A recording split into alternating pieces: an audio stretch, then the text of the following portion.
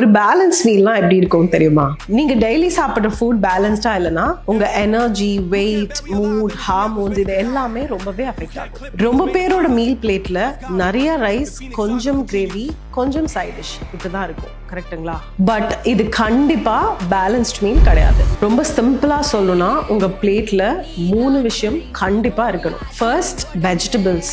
இது ரொம்ப ரொம்ப இம்பார்ட்டன்ட் டைஜஷனுக்கு, பிகாஸ் அதுல இருக்கிற ஃபைபர் கண்டென்ட்னால.